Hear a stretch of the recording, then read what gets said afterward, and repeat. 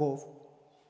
Recogeré ciertamente el resto de Israel, lo reuniré como ovejas de Bosra, como rebaño en medio de su aprisco, harán estruendo por la multitud de hombres.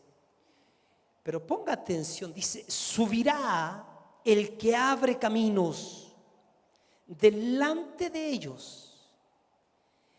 Abrirán camino y pasarán la puerta y saldrán por ella, y su rey pasará delante de ellos, y a la cabeza de ellos Jehová. Wow.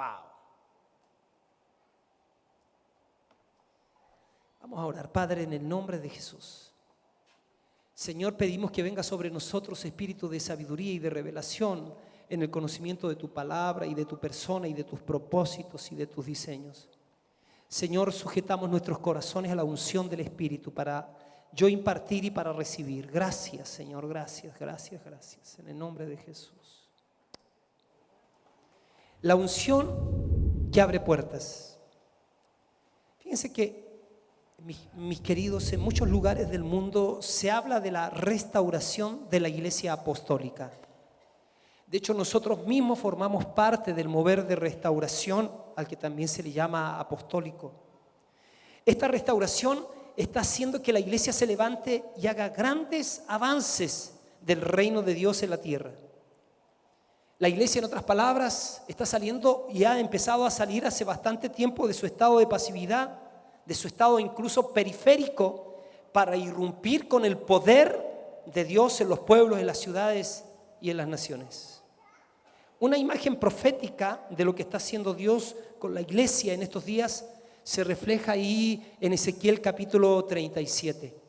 Cuando Ezequiel, ustedes recuerdan ese pasaje, él profetiza en el valle de los huesos secos. Y dice que Dios escucha una voz de Dios que le dice: profetiza sobre esos huesos.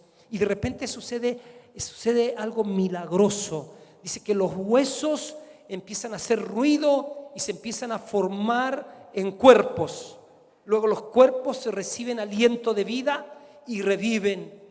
Y cuando este proceso de restauración termina, estas personas pasan a formar un poderoso ejército. Y fíjense que no solo han sido revividos, sino que se levantan para formar una gran fuerza colectiva, una fuerza corporativa, una fuerza colectiva, y juntos conforman un poderoso ejército que es el ejército de Dios. ¿Cuántos han leído esa palabra y creen que Dios lo está haciendo en este tiempo? Dios está dando palabras de vida a la iglesia, y por todos lados esa iglesia languidecente está levantándose, está poniéndose en acción, está tomando forma, está recibiendo revelación de su identidad en Cristo, de lo que somos como la amada del Señor. Y principalmente estamos viendo cómo Dios nos está llevando a una madurez para que nosotros podamos avanzar el reino de Dios en la unción del Espíritu Santo, con prodigios, con señales y con milagros. Ahí en 1 Corintios capítulo 12, verso 28, nos habla de la restauración de la iglesia apostólica y también nos habla de su mandato. Quiero que pongamos atención en esta primera parte, porque esto es fundamental para lo que voy a construir en el tiempo, en la medida que vamos desglosando este pasaje de Miqueas. En 1 Corintios capítulo 12, verso 28, habla del orden de Dios, del orden que Dios ha establecido en la iglesia. Y dice: a unos puso Dios en la iglesia primeramente apóstoles, dice luego profetas, lo tercero maestros, luego los que hacen milagros, después los que sanan, los que ayudan, los que administran, los que tienen don de lenguas. Este es uno de los pasajes, hay otros más donde incluye pastores y evangelistas. Lo claro y lo importante de esto es que Dios está haciendo surgir milagros y sanidades. O sea, en otras palabras, una iglesia apostólica, que es lo que Dios está levantando, es una iglesia que ejerce autoridad territorial.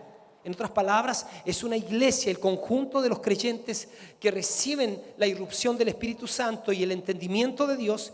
Ellos entonces ejercen autoridad territorial, toman territorios geográficos, y territorios que antes no han sido evangelizados. Ellos empiezan a reproducirse, se multiplican, se edifican, maduran, ¿cierto? Y maduran a las demás congregaciones, y lo que comienza lo terminan, ¿no es cierto? Completan lo que iniciaron y envían discípulos a cumplir los propósitos de Dios a las naciones. Si miramos un poquito más, y a ver si me pones una música, por favor.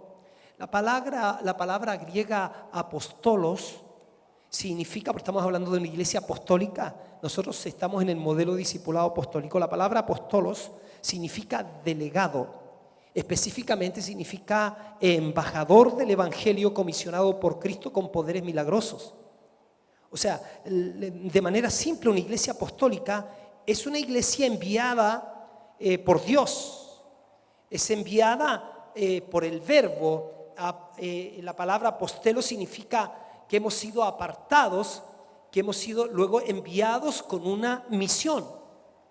Entonces esto es muy importante porque la iglesia que somos nosotros somos enviados a ser un pueblo apostólico, y dada la definición del término griego, el pueblo apostólico que somos nosotros es aquel que es llamado, que es apartado por Dios para cumplir con la autoridad y el poder de Dios, ¿cierto? La gran comisión que Él nos ha dado.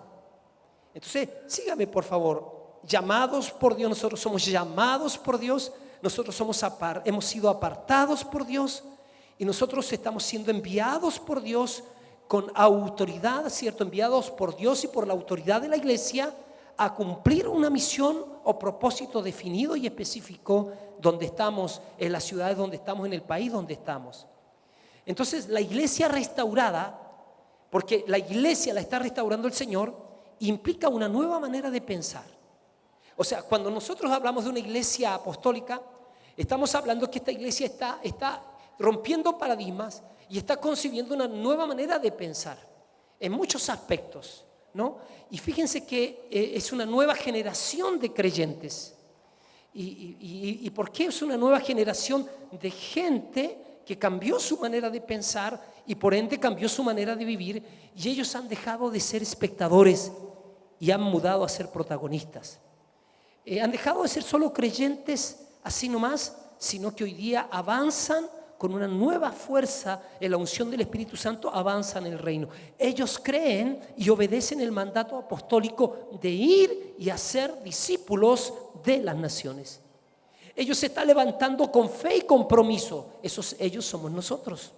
Estos creyentes tienen el corazón de Jesús y están motivados por la unción para cumplir con la gran comisión. Mateo 28, 29 dice: el Señor, vayan y hagan discípulos de las naciones o a las naciones. Bautícelos, sumérgenlos en la presencia mía en el nombre del Padre, del Hijo, del Espíritu Santo. Enséñenles que guarden, no solamente que sepan. O sea, tenemos que generar una condición en que las personas que el Señor viene añadiendo no solamente tienen la experiencia de haber nacido de nuevo. Hemos estado aprendiendo que una persona que nace de nuevo y no recibe el cuidado y el amor de la iglesia es una persona que estaría en riesgo de morir. Pablo nació de nuevo, pero de inmediato Dios le comisionó, ¿cierto?, a Bernabé, quien estuvo con él por 10 años protegiéndolo, cuidándolo. Estuvo por 10 años impartiéndose en él. Y entonces, si no hay, hemos dicho, un Bernabé, no hay un Pablo. Si no hay un Bernabé, no hay un Juan Marcos. Entonces hemos estado aprendiendo de la importancia de cumplir la gran comisión. Y la gran comisión consiste en que la gente recibe a Cristo en el corazón, pero obviamente nos hacemos cargo de la persona hasta que Cristo sea formado en la persona. Cuando miramos Marcos capítulo 16, verso 15, dice: vayan por todo el mundo y anuncien las buenas nuevas a toda criatura. Esta gente entonces apostólica son una nueva raza, son sacudidores y iniciadores que no tienen corazón solamente para las personas, sino también para las ciudades, y también tienen corazón para las naciones. O sea, ellos creen que Dios puede cambiar ciudades y naciones del mismo modo que cambia a las personas. Otra cosa importante de una iglesia apostólica que obedece al llamado de Dios y que mira a las naciones es que ellos entienden que la iglesia no se predica a sí misma. ¿Sabe qué? Qué hermoso es que nosotros no hemos sido llamados a predicar la iglesia, sino que hemos sido llamados a predicar el reino de Dios. El reino de Dios no tiene problemas. La iglesia es finita, la iglesia está compuesta de hombres y mujeres que han sido sacadas del reino de las tinieblas y llamadas al reino de la luz, pero que estamos en un proceso de transformación. La gracia nos ha abrazado, la gracia nos envuelve, la gracia de Dios Él opera dentro de nosotros y nos tiene tanta paciencia porque Dios es lento para la ira, pero rápido en perdonar. Y el Señor está trabajando en nosotros y se tiene tanta paciencia con nosotros. Muchas veces los escritores escribieron así como regañando un poco a la iglesia, diciendo: ustedes debiendo ya ser maestros, es necesario que les vuelva a enseñar las cosas básicas, darle leche en vez de darle alimento sólido. Eso nos habla a nosotros de la paciencia de Dios para con nosotros. Lo lindo y maravilloso de esto y esperanzador es que lo que Dios se ha propuesto hacer, Él lo va a hacer. La iglesia tiene dificultades, pero el reino de Dios no tiene dificultades. La iglesia tiene problemas, pero el reino de Dios no tiene problemas. Y obviamente que hay iglesias que han aprendido a superar los grandes y pequeños problemas. Y ya hay iglesias apostólicas de hombres y mujeres que están aprendiendo a matar sus propios gigantes. Bendito sea su nombre. Esto que estoy diciéndoles es algo muy importante, porque fíjense que el mensaje de la iglesia apostólica es el mensaje del reino. Jesús, fíjese que Jesús está viniendo con su favor, con su gracia, y está irrumpiendo en su casa en la unción del Espíritu Santo, digámoslo así. El Espíritu de Dios está trayendo tanto movimiento a nivel mundial, y nosotros tenemos que ver eso. Tenemos que ver eso, que lo que Dios ha hecho y ha dicho, lo ha hecho en el mundo espiritual. Es un asunto de tiempo para que se concrete en nuestro mundo natural. Por ejemplo, ahí en Mateo capítulo 11, verso 12 dice lo siguiente. Dice: desde los días de Juan el Bautista hasta ahora, el reino de los cielos ha venido avanzando contra viento y marea, y los que se esfuerzan logran aferrarse a él. Mire cómo dice. En esta versión dice de otra manera. Dice: desde los días de Juan el Bautista hasta ahora, el reino de los cielos sufre violencia. Y dice pero que los violentos lo arrebatan. Pero no nos olvidemos que esto fue extraído del griego a nuestro idioma. Pero hay otra versión que lo aclara un poco más, que lo dice así: desde los días de Juan el Bautista hasta ahora, el reino de los cielos ha venido avanzando contra viento y marea, y los que se esfuerzan logran aferrarse a él. O sea, esta palabra, que en otras versiones dice violentos, tiene la connotación también de forzar, de presionar, introducir a la fuerza. Tiene que ver con potencia, enérgico. El traductor del Nuevo Testamento lo dice así: estas personas son como ansiosas y ellos están arremetiendo, avanzando el reino de Dios.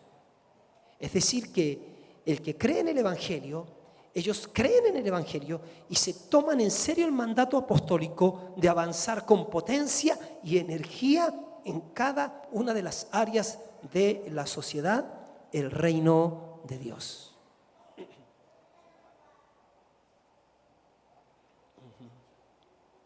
Hay un salmo, el Salmo 29:8 dice: la voz de Dios sacude el desierto. Sacude al desierto de Cades. El reino de Dios está vivo. El reino de Dios sigue avanzando. La iglesia se está alineando al reino de Dios. La iglesia se está convirtiendo en la embajada del reino de Dios. La iglesia está encarnando la vida del reino, el poder del reino, los principios del reino. La iglesia está preparando el escenario para que venga el rey. Y fíjese qué oportuna esta palabra del Salmo 29:8. La voz de Dios sacude el desierto. Sacude el desierto de Cades. La voz de Dios es Jesús. Jesús es la voz de Dios, la palabra de Dios, el verbo de Dios encarnado. En otras palabras, lo que está diciendo es que la gente dejará de vagar por el desierto porque la voz de Dios los sacudirá, los despertará. La voz de Dios hará esto. Y veamos por favor juntos en Job capítulo 37, quiero que vea conmigo Job capítulo 37. Job es antes de Salmos, ¿cierto? Creo que es antes de Salmos, ¿sí? Job 37, 2 al 5. Mire lo que dice. Oíd atentamente el estrépito de su voz. Job 37, 2. Oíd atentamente el estrépito de su voz y el sonido que sale de su boca. Dice, debajo de todos los cielos lo dirige y su luz hasta los confines de la tierra. Después de ella brama el sonido, truena él con voz majestuosa y aunque sea oída su voz, no los detiene. Truena Dios maravillosamente con su voz. Él hace grandes cosas que nosotros no entendemos. Respire profundo. Ajá. Aquí en el libro de Lucas capítulo 1, verso 44 al 45, quiero que tenga esto porque creo que yo quiero acercarle algo que Dios ha hecho con nosotros y que hoy día quiere refrescarlo. Lucas 1, 44 al 45 dice, bienaventurado la que creyó. Diga conmigo, bienaventurado el que creyó. Dice, ponga por favor Lucas 1, 44. Porque tenemos Job 37. Bienaventurado el que creyó, porque habrá cumplimiento. Dice, bienaventurado la que creyó que tendrá cumplimiento lo que le fue dicho de parte del Señor. Bienaventurada la que creyó que tendrá cumplimiento lo que fue dicho de parte del Señor. Luego en Crónicas dice, crean en el Señor vuestro Dios y estarán seguros. Crean en la palabra profética y serán prosperados. Antes en el pasado era crean a los profetas. Hoy día la iglesia tiene una voz profética. Lo que nos marcó un final y un nuevo comienzo fue precisamente eso. Que Dios ha venido a nosotros y nos ha hecho una iglesia que estamos mirando las naciones, que estamos mirando las personas. Él está abriéndonos canales de revelación a nuestras vidas para que nosotros maduremos, para que nosotros tomemos en serio la gran comisión, para que nosotros tomemos en serio la formación de vida a fin de que podamos contener la gloria de Dios que está derramándose en su iglesia. Y cada vez va a ir en aumento porque Dios quiere impactar las naciones a través de la iglesia. Dios quiere mostrar a la iglesia como un referente a las naciones y decir, así como ellos se mueven, así como ellos viven, así como yo quiero que ustedes vivan. La iglesia va a ser una contenedora y una transportadora de la gloria de Dios. La gloria de Dios manifestada en nosotros como el carácter de Cristo en nosotros y también los milagros, los prodigios y las señales. O sea, el poder de Dios y el carácter juntos. La gente tiene que conocer entre nosotros que somos gente que amamos, que somos gente que creemos, que somos gente que servimos, que somos gente coherente con el llamado que Dios nos ha hecho y que somos gente que estamos oyendo a Dios en este tiempo, que Dios nos habla y que nosotros nos movemos por el hablar de Dios y que su palabra tiene poder para traer transformación y cuando Dios ha soltado su palabra, entonces podemos caminar seguros porque lo que Dios ha dicho, eso lo va a cumplir. Él ha dado palabras para nuestra generación, Él ha dado palabras para nuestra vida y nosotros estamos parados aquí porque ha venido la palabra rema de Dios a nuestros corazones. Ninguno de nosotros aquí está simplemente porque lo invitaron. Nosotros vinimos invitados a este lugar, pero luego nos dimos cuenta que nosotros éramos objeto de un mayor plan, de una mayor invitación, que habíamos sido gestados en el corazón de Dios. Dios había soñado con nosotros, Dios había pensado con nosotros y a Él le plació hacernos nacer en esta temporada, en esta época, para hacernos un llamado maravilloso, que Él nos dice, a mí me ha placido considerarlos a ustedes parte de mi pueblo, parte de mi amada, porque a través de ustedes quiero manifestar mi gloria a las naciones. Qué alto, qué grande privilegio es el que cada uno de nosotros tenemos. La misma palabra que sostiene el universo, esa misma palabra que se encarnó en esta tierra, esa misma palabra ahora vino a nuestros espíritus. Nosotros estamos parados por una palabra que Dios nos ha dado, una y otra palabra que Dios nos ha dado. Él nos hizo nacer por la palabra de verdad para que seamos lo mejor de sus criaturas. Somos nacidos por la palabra de verdad. Y quiero llevarles un poquito a la memoria. Quiero llevarles un poquito a la memoria. por el año 95 con el viaje a Corea, porque estoy hablándole del Dios que nos abre puertas. Estoy hablando del Dios que abre puertas, que va adelante y dice que el pueblo se alista y va detrás del Dios que te abre puertas. Y hoy día, entonces, la unción que abre puertas, Dios está moviéndose de una manera particular, abriéndonos puertas. Y es muy importante que entendamos qué puertas Dios nos está abriendo de forma personal y corporativamente como casa. Por el año 95 hice un viaje a Corea. Yo fui despertado, el año 95 había llegado a Arica, estaba en mis 6 meses de regreso en Arica, había estado 10 años en Calama y ahí estaba de regreso en Arica y fui despertado por el Espíritu Santo como a las 3 de la mañana, de la madrugada, y supe también por el Espíritu en ese momento que yo haría un viaje a visitar la iglesia más grande del mundo ahí en el país, en Corea. En Corea en ese tiempo los cielos estaban abiertos, todavía siguen abiertos. El pastor David Paul Yonggi-cho es uno de los pastores que tiene la iglesia más grande del mundo. Y entonces yo había orado para que Dios me permitiera ir, y ese día me despertó de madrugada y yo supe a quién tenía que llamar, con dónde conseguir los recursos, y al poquitos días yo estaba partiendo a Corea. Ahí fui impactado, ahí Dios trabajó en mi corazón, ahí trabajó en mi mente, me rompió paradigmas.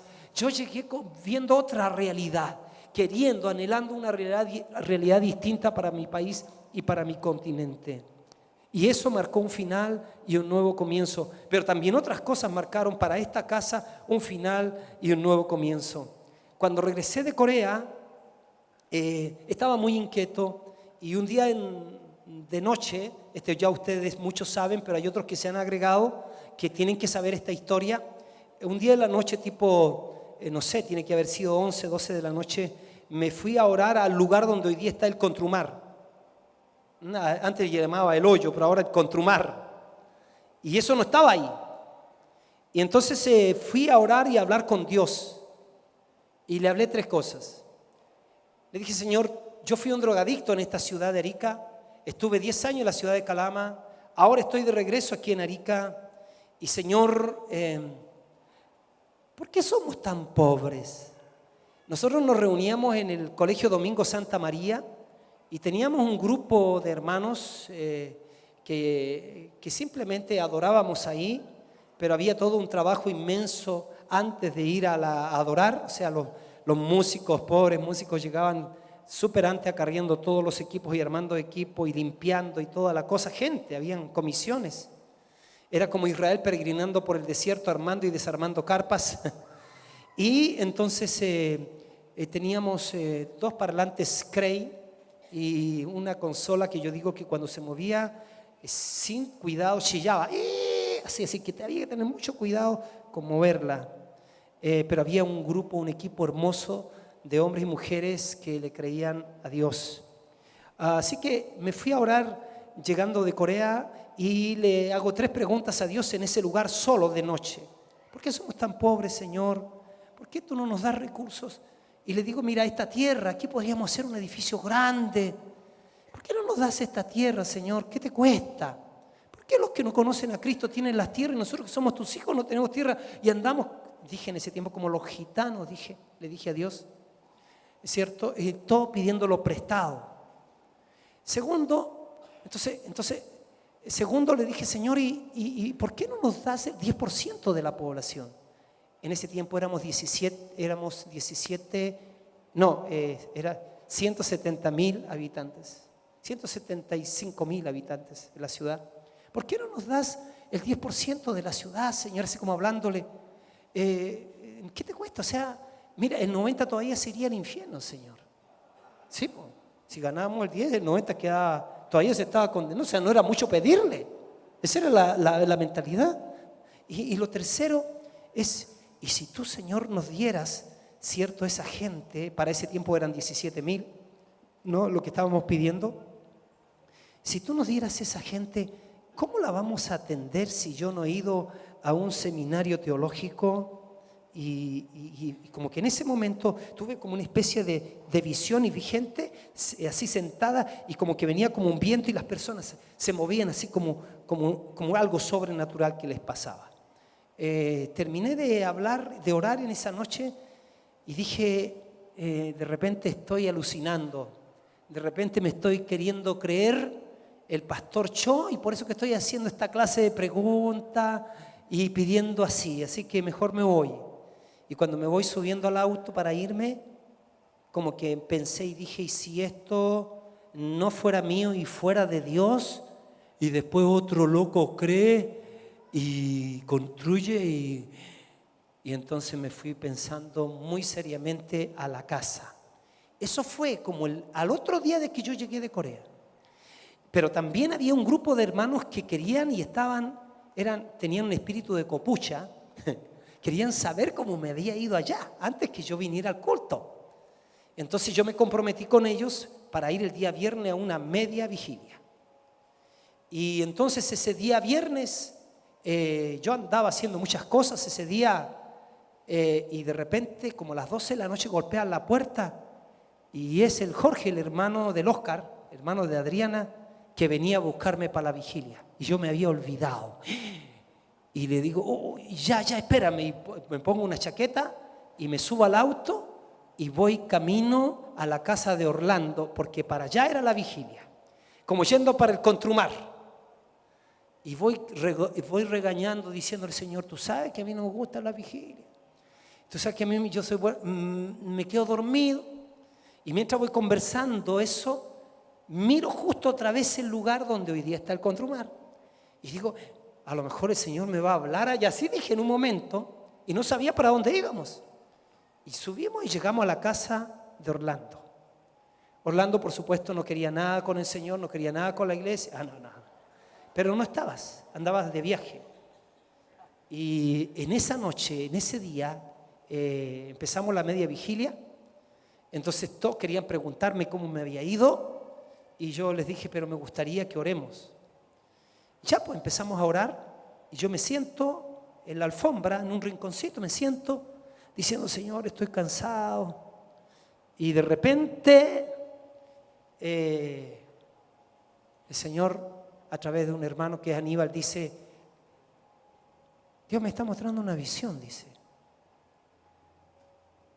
Y yo así, dice, y lo primero que veo son puertas y canales. La primera puerta se abre y yo entro, dice, y es un cuarto lleno con lingotes de oro. Y Dios me dice, mi espíritu, me lleva a la conversación que yo había tenido antes, cuando había estado solo ahí. Y Dios me dice, mía es la plata, mío es el oro. Yo voy a proveer para este gran proyecto. ¡Wow! Dice, y Aníbal no tenía idea de la conversación que yo había tenido con Dios solo ahí en ese lugar. Y dice, hay una segunda puerta que se abre y está llena de libros. Y me vine a mi mente, porque lo primero yo le había dicho, porque somos tan pobres, darnos plata, ¿cierto? Y lo segundo, ¿cómo yo voy a atender a la gente si no he ido a un seminario?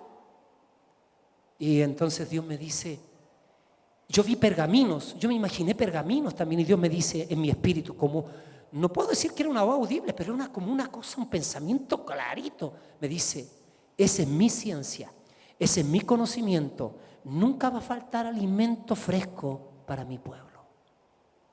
Hasta ahí ya me estaba erizando. Qué increíble lo que está pasando acá. Que Dios me está hablando así como de una manera súper especial. Lo tercero, dice, hay una puerta que hay que abrirla. Hasta ahí yo ya me empiezo a imaginar detrás, abriendo la puerta, y dice, ingreso al cuarto, yo me meto también al cuarto, y hay como un silencio, y dice, el cuarto está vacío. Y hay silencio. Y dice, Aníbal dice, no entiendo, Señor. Y yo por detrás decía, tampoco. Y dice, ahora, dice, veo que se derrumban las paredes. Y dice, se derrumban las paredes y ahora estoy viendo campos llenos de trigo. Y Dios yo me acordé que le había hablado del porcentaje de gente de la ciudad. Y entonces Dios me dice, esa es la multitud que yo traeré. ¿Sabe que cuando viene eso fue tan impresionante que yo estaba loco, así como me está pasando? No que me va a pasar, me está pasando ahora. Esto es heavy, o sea, como Dios, yo le pregunté allá y ahora Dios me está contestando ahora. Y yo, entonces, y digo, y me puse, ¿y los canales? ¿Qué son los canales? Y trataba de imaginarme que me viniera un entendimiento, porque me habían venido el entendimiento de las puertas, pero no de los canales. Y estoy ahí y le digo, Señor, no entiendo los canales. Y no venía, y no entiendo, ayúdame a entender qué son los canales, porque yo quiero contar esto a la iglesia. Y yo no quiero que el diablo después me ande diciendo, claro, si hubiese sido Dios te hubiese contado todo, pero te contó la mitad nomás, entonces no es de Dios. Es eso. Entonces le dije, Señor, yo quiero que tú me aclares, que me aclares. Y estaba en esa. Y Aníbal, que no tiene idea de la conversación que yo tuve acá, dice, y los canales son los ministerios que yo voy a levantar en medio de ustedes. ¡Ah! Sí, sí, increíble, me estaba pasando. Eso es espectacular. Yo sé que usted, como ha escuchado, usted no se alegra tanto como yo, pero porque ¿sabe por qué le estoy contando esto? Porque a partir de ahí ya Dios nos mostró la puerta. Yo sé que aquí vamos a encontrar, si desglosamos, principios que pueden servir para toda la iglesia del mundo, pero lo que es claro es que esa palabra es específica para nosotros. Y si usted no la quiere tomar, yo podría decir, yo sé que usted la quiere tomar, pero si hay alguno que dice yo no la tomo, está bien, pero yo la tomé. Y esa palabra es la que nos ha marcado el final y el nuevo comienzo, porque a partir de ahí tuvimos que entrar por la primera puerta, la de las finanzas. A partir de ahí me metí a estudiar y a leer y a estudiar y a leer y a ver cómo lo hicieron estos hombres, cómo lo hicieron acá y cómo lo hicieron allá y todo. Y ahí empecé a aprender de las finanzas y empecé a aprender lo que les enseñé a ustedes. Lo que les enseñé, que Dios es nuestra fuente. Principio número 1, Dios es nuestra fuente. Nosotros no tenemos que esperar en nuestro jefe, ni en nuestro papá, ni en el tío, ni en la herencia, ni en el viejito que se muera rápido para que me llegue la herencia. No, Dios es mi fuente. Dios es mi fuente. Él hace salir su sol sobre justos e injustos. Dios dice, toda buena dádiva, todo don perfecto desciende de lo alto del Padre de las luces, en el cual no hay mudanza ni sombra de variación. Él de su voluntad nos hizo nacer por la palabra de verdad para que seamos primicia de sus criaturas. Toda buena dádiva, todo don perfecto. Se les va a dar medida buena, apretada, remecida, rebosando, o darán en vuestro regazo. Dios es mi fuente, mi Dios pues suplirá todo lo que nos falta conforme a sus riquezas en gloria en Cristo Jesús. Dios es tu fuente, Dios es tu fuente. Cuando alguien viene y te regala algo, dale gracias, pero agrégale gracias por escuchar a Dios. ¿Por qué? Porque Dios es mi fuente. Así que yo dependo de Él, yo voy a aprender sus principios para que se active el sistema financiero para nuestra vida. Así que tuve que aprender de diezmo, tuve que aprender de ofrendas y tuve que empezar a enseñar eso. Pero la Biblia dice también, no hay ninguno que haya dejado y que no reciba 100 veces más en esta vida y la vida eterna, pero con persecución. Así que yo sabía de que si voy a enseñar finanzas a la iglesia, yo sabía que iba a tener que aceptar la persecución. Sabía que iba a tener que aceptar a aquellos que dijeran este sinvergüenza, que le quita la plata a la gente, que le roba la plata a la gente.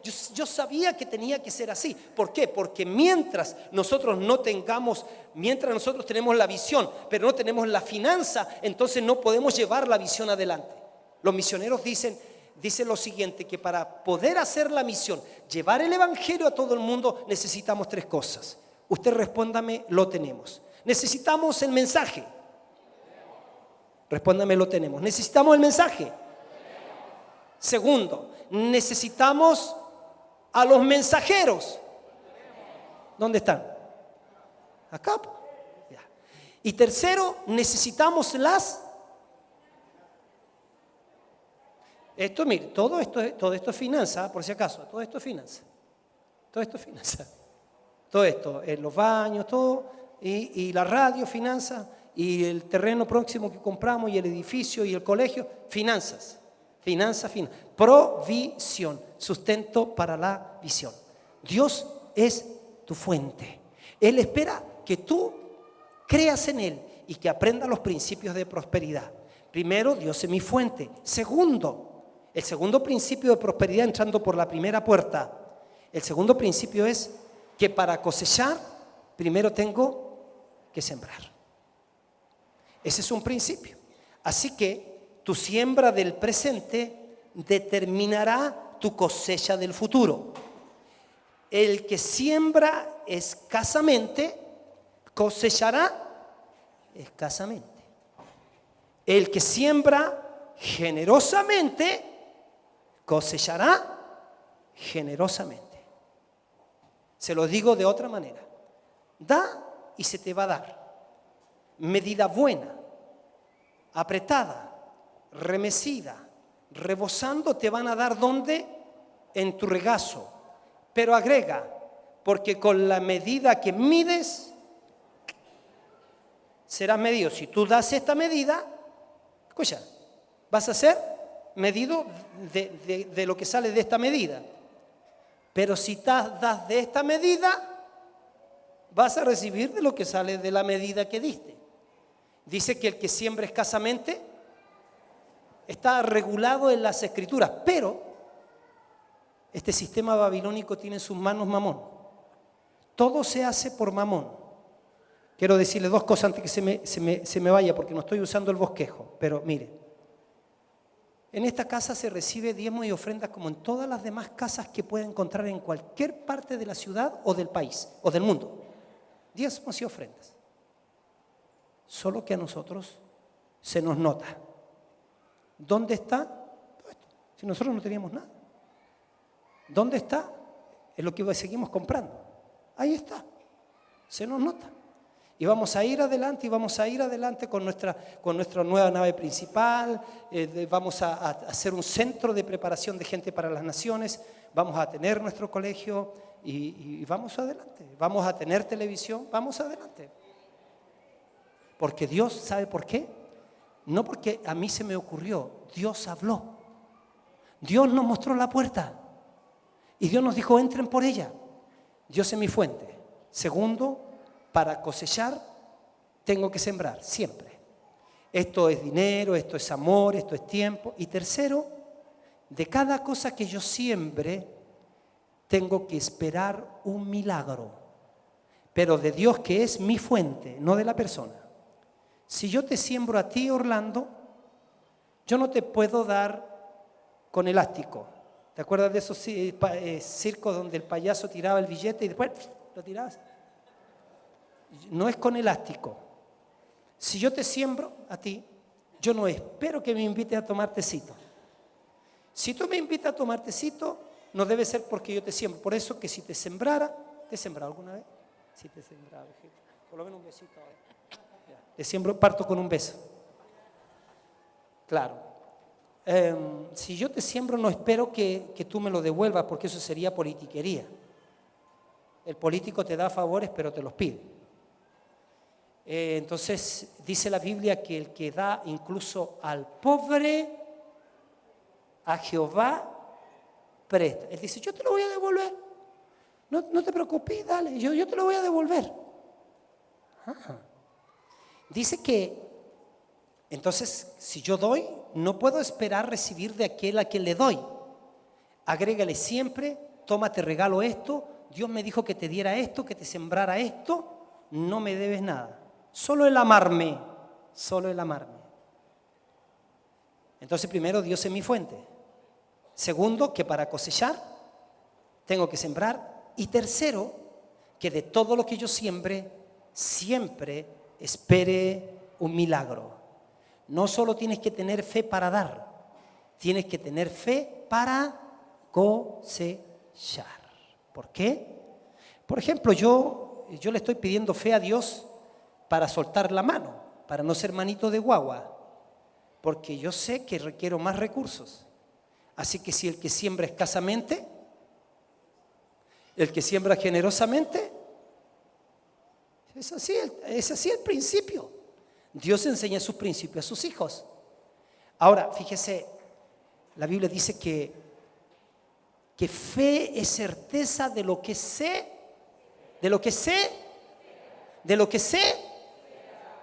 Tiene que aplicar fe cuando usted siembra, porque fe es certeza de lo que sé.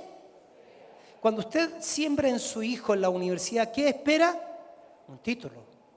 Cuando se casa su hija con el súper que le vino a quitar su hija, ¿cierto? Usted espera mínimo que le den nietos, mínimo. ¿Sí o no? Mis nietos. El padre sembró a su hijo y dijo, yo a mí no me interesa nada, no estoy interesado.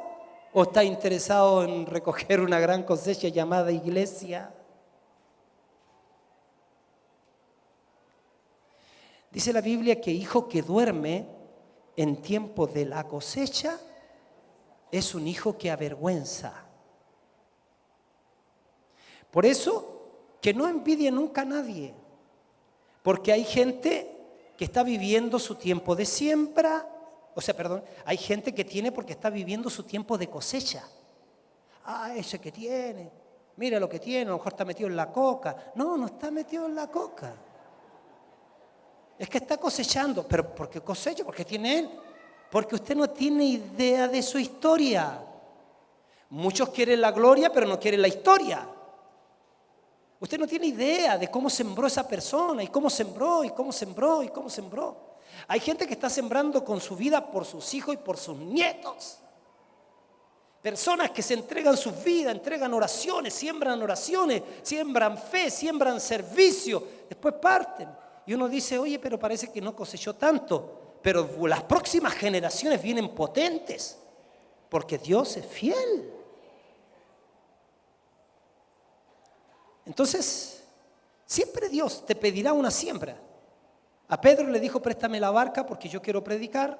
Se sube arriba de la barca, predica y después le dice, boga mar adentro. Y dice que después la pesca fue milagrosa. Elías va a ver a la viuda de Sarepta. La viuda de Sarepta se estaba juntando leña para hacerse un pancito, ¿cierto? Y después echarse a morir con su hijo. Y ahí va el profeta, se acerca donde ella en tiempo de sequía, era una sequía grandota. Y el profeta, vamos a hacer cuenta que nosotros somos camarógrafos, ¿eh? Los camarógrafos. Y vamos a mirar al profeta Elías. El profeta, señores y señores, viene del arroyo de Querib, porque señoras y señores, se secó el agua del arroyo y ahora está viniendo a Sarepta. Ahí va el profeta. Hacemos una toma de la viuda. Ahí está la viuda escogiendo leña, desanimada, sin visión de futuro. Dice, otra vez enfoquemos al profeta. Y el profeta le dice, mujer, dame de beber. ¿Qué? Repita la toma. Dame de beber. Mira el sinvergüenza, pulponeando a la viuda. Y le está metiendo conversa, señoras y señores. Y el profeta habla, ¿qué hace, mujer? No, le dice, lo que pasa es que lo único que me queda es una porción de harina, ¿cierto? Y ando buscando leña porque quiero cocinar esta tortilla y comérmela yo y mi hijo y de ahí nos vamos a morir. Y el profeta le dice, dame agua y dame de la tortilla, dame a mí primero.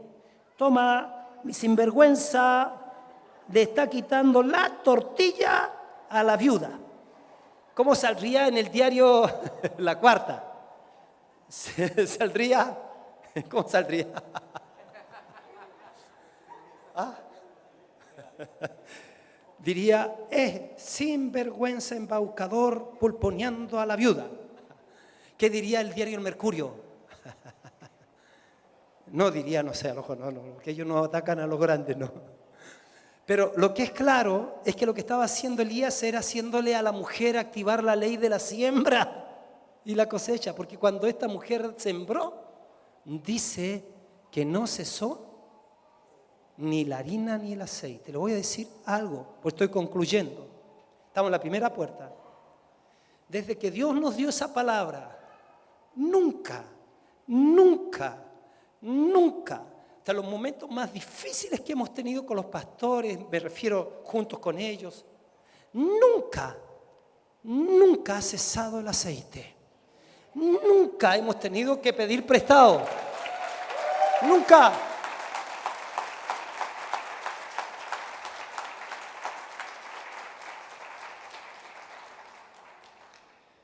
Aparecimientos financieros. Y obviamente las personas no han empobrecido, han sido bendecidas. Dios es el abridor de brechas.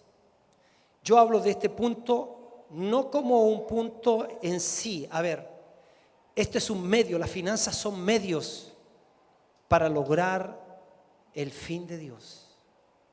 Por eso estamos creyéndole por más, porque lo que más valida o le sirve a Dios son las personas. Dios ama a las personas y Dios tiene una visión multigeneracional y Él no te mira a ti solamente, sino que Él mira a tus hijos y Él mira a tus nietos. Yo creo que cuando el Señor venga no se va a encontrar con una iglesia raquítica, se va a encontrar con una iglesia poderosísima, una iglesia que se mueve en prodigios, señales y milagros, pero una iglesia que es sólida en carácter, una iglesia coherente, una iglesia que aprecia y que se mueve con respeto en la unción, una iglesia que no va ni detrás de la fama ni de los placeres, pero es una iglesia que provoca rompimiento, una iglesia que libera a los cautivos, una iglesia que da vista a los ciegos. Es una iglesia que es levadura para traer transformación a las naciones. Es una iglesia que tiene voz en el gobierno, que tiene voz en la educación, que tiene voz en la economía, que tiene voz en las artes y celebraciones, que tiene voz en la familia, que tiene voz en la religión. No sé si me falta uno. Que tiene voz en las comunicaciones. Es una iglesia que tiene voz en las finanzas. Y ahí estamos nosotros, mis queridos. Nosotros vivimos bajo una unción que abre puertas.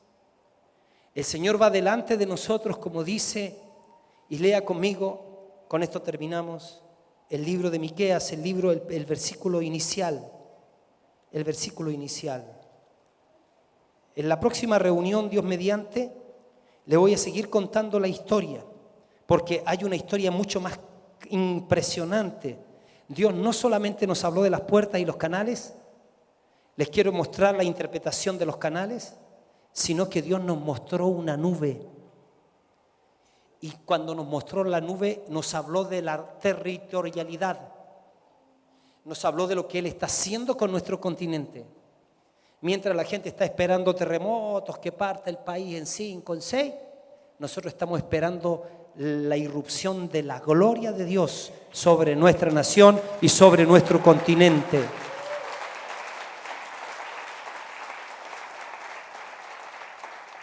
Verso 13 de Miqueas: subirá el que abre caminos delante de ellos. Abrirá camino. Y ahí nos incluye a nosotros. Y pasarán la puerta. Y saldrán por ella, al otro lado. Y su rey pasará delante de ellos. Y a la cabeza de ellos, Jehová. Nuestro rey es Jesús. El Padre va a la cabeza de todo. Y nosotros vamos caminando porque tenemos una unción que abre puertas. Y esto es solo el comienzo. Denle un aplauso al Señor.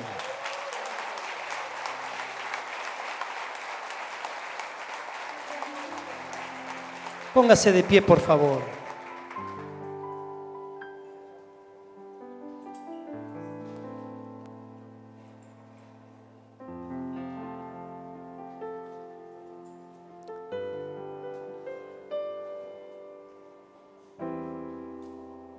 Quiero contarles que Cristian Lecaro me mandó el presupuesto para todos los que quieran. Dice, entrégaselos, porque él había prometido una manera de que aprendamos a administrar las finanzas. Que nosotros aprendamos a manejar nuestros ingresos, nuestros egresos y también lo que sobre, ¿qué sería? Excedente. No que tengas ingresos y tengas solo egresos y te quede faltando, sino que tengas ingresos, tengas egresos, que pagues todo y que tengas también el excedente para ir generando el capital, ir avanzando. El Señor quiere bendecir nuestra vida en esa área. Por eso, si usted es una persona que tiene deudas, parta por ahí: Señor, ayúdame a matar las deudas. Ayude, y entonces ya regule el refresquito ahí en la mesa, esos gustitos que se da, esas arrendadas de película, esas cosas, vaya bajando los gastos. y vaya pagando sus deudas.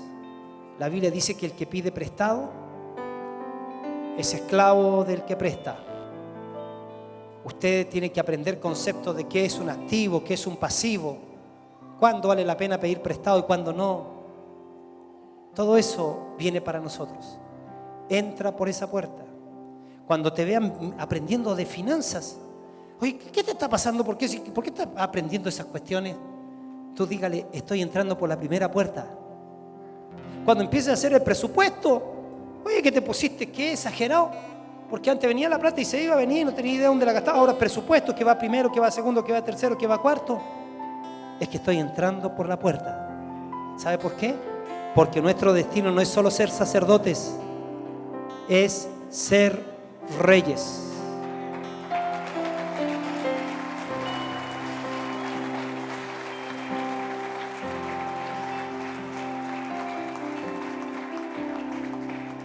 ¿Sabes tú, querida, cuál es el lugar más rico de la tierra? Es el cementerio. ¿Por qué? En el cementerio están los emprendimientos, sepultados los emprendimientos que no se hicieron. Están enterrados los libros que no se escribieron, las canciones que no se interpretaron. Están los inventos a soluciones a enfermedades que las personas teniéndolas dentro se las llevaron a la tumba y no la liberaron. Dios quiere hacerte un hombre, una mujer, un emprendedor, una emprendedora. Algunos van a ser de los que reparten. Cuando la Biblia dice que están los que administran y los que reparten son las columnas financieras, son los empresarios que aprendieron a hacer dinero y cuando tuvieron el dinero, entonces inyectaron el reino de Dios. Para eso, aprenda a ser fiel. Sus diezmos, sus ofrendas sagradas, aprenda. Eso yo lo practico. Y ni loco no practicarlo, porque de la cabeza viene la bendición para allá. Pero sabe, Dios ha sido fiel. Tenemos la unción que abre puertas.